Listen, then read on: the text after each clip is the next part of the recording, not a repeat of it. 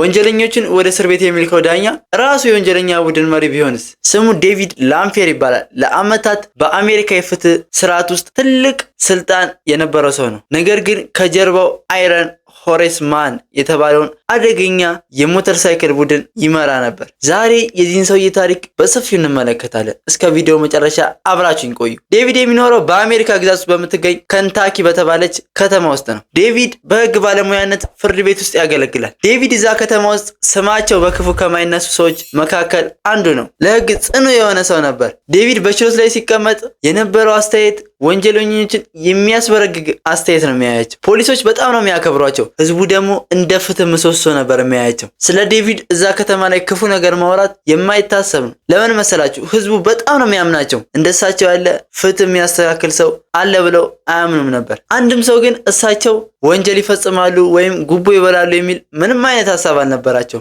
ምክንያቱም ዴቪድ የህግ የበላይነት የሚለውን ቃል በተግባር የሚኖር ይመስል ነበር። ነገር ግን ዴቪድ በውስጡ ሌላ ፍላጎት ነበረው፣ ከዳኝነት ሙያ ውጪ ማለት ነው። ፍላጎቱ ደግሞ የዳኝነት ሙያውን ሽፋን በማድረግ የራሱን የሆነ የጥፋት ቡድን ማቋቋም ነበር። ጠዋት 2 ሰዓት ላይ ወደ ፍርድ ቤት ይገባል። ሲሰራ ከቆየ በኋላ 11 ሰዓት አካባቢ ደግሞ ወደ ቤቱ ይመለሳል። ዴቪድ ግን ወደ ቤቱ የሚሄደው ለማረፍ አልነበረም።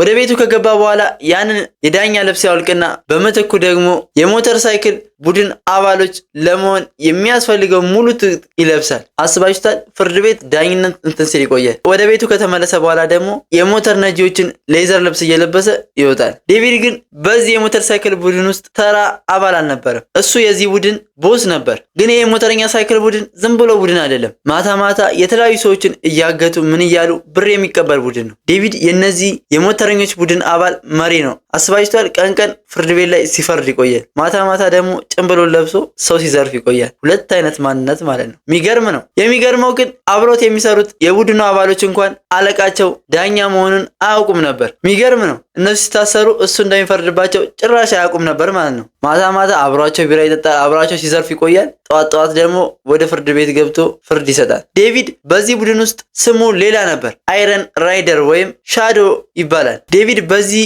ድርብ ህይወት ውስጥ ለአመታት ያህል ቆይቷል። በቀን ወንጀለኞች ላይ ይፈርዳል፣ በሌሊት ደግሞ የወንጀለኞችን ስራ እቅድ ሲያወጣ ያመሻል። እሱ በወጣላቸው እቅድ መሰረት እነሱ ደግሞ ሞተራቸውን ያስነሱና አካባቢው ላይ ያለውን ሰው ነጥቀው ወይም አግተው ብር ይቀበላሉ። ነገር ግን ሚስጥር ለባለቤቱ ታማኝነት ለጎረቤት እንደሚሉት ነገሮች መበለሻሸት ጀመሩ። የከተማ ፖሊሶች በዚህ አደገኛ የሞተር ሳይክል ቡድን ላይ ትልቅ ክትትል እያደረጉ ነበር። መረጃ ሰጪዎችን በየቦታው አሰማርተዋል። ፖሊሶችም ባሰማሩት ሰዎች ምክንያት አንድ ቀን አንድ አስገራሚ መረጃ ደረሳቸው። መረጃውም የቡድኑ መሪ የሚጠቀምበት ስልክ ቁጥር ነበር። ፖሊሶችም ስልክ ቁጥሩን ተጠቅመው ቦታውን ጎግል ሲያደርጉ ምልክቱ የሚያሳየው በከተማ ላይ በሚገኘው ከፍተኛ ፍርድ ቤት አካባቢ ነበር። ፖሊሶች ይሄ ነገር መጀመሪያ ላይ ስህተት ይሆናል ብለው እንዴት አንድ ወንበዴ ፍርድ ቤት ውስጥ ይደበቃል ብለው አሰቡ። ነገር ግን ክትትላቸውን አላቆሙም። አንድ ምሽት ላይ ፖሊሶች የቡድኑን መሪ ዴቪድን በድብቅ ሲከታተሉት ሞተሩን አቁሞ ወደ አንድ ቅንጡ ቤት ገባ።